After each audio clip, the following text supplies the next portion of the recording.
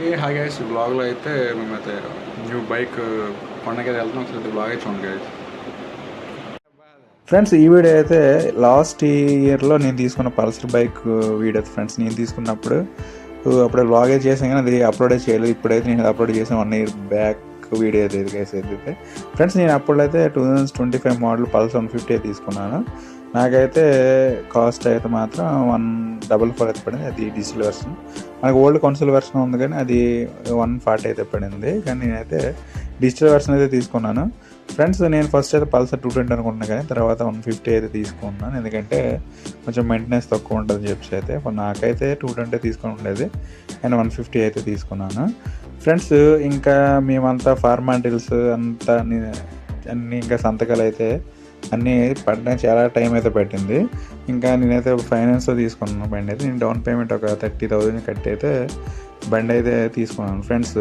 మనకైతే ఇంకా అక్కడికి వెళ్ళిన తర్వాత అన్ని బైక్లు అయితే చూసిన తర్వాత మనకు అదే కావాలనిపిస్తుంది. కానీ లాస్ట్కి నాకు నచ్చిన బ్లాక్ కలర్ అయితే ఎప్పటి నుంచో అనుకున్న కలర్ అయితే నాకు అది ఇష్టం చిన్నప్పటి నుంచి. అందుకే నేనైతే పల్సర్లో అయితే 150లో అయితే మాత్రం బ్లాక్ కలర్ అయితే తీసుకున్నాను. 20కి తీసుకుందాం అనుకున్నా కానీ ఇంకా ఇంట్లో వాళ్ళు తీయడానికి చెప్పి అయితే తీసుకున్నాను. ఇదైతే నాకైతే మా డాడీ కొన్న ఫస్ట్ బైక్ అయితే ఫ్రెండ్స్. ఇది నాకైతే ముందైతే బైక్ అయితే లేదు ఫ్రెండ్స్. మేము అంతా డబ్బులంతా డౌన్ పేమెంట్ కట్టిన తర్వాత అయితే మేము నైట్ అయితే అయింది. మేము అన్నీ నిప్పేసరికి నైట్ అయితే అయిపోయింది. నేనైతే కొంచెం ప్లాన్ చేద్దాం అనుకున్నాను బైక్ మీద వేస్తారు క్లాత్ ఎలా తీద్దాం అనుకున్నాను. మాకైతే అలాగైతే అవ్వలేదు. నాకైతే కొంచెం అది ఉండిపోయింది కానీ పర్లేదు, ఇంకా ఏం చేద్దామని చెప్పి నేను సాటిస్ఫై అయిపోయాను. ఇంకా అన్నీ అయిన తర్వాత ఏమో ఫార్మాటైజ్ అయింది. మాకైతే బైక్ అయితే ఇచ్చారు. అప్పటికే చాలా చీకటి అయితే అయిపోయింది. మేము వెళ్ళింది ఒక 3కి వెళ్ళాము ఈవినింగ్ అయితే ఫ్రెండ్స్.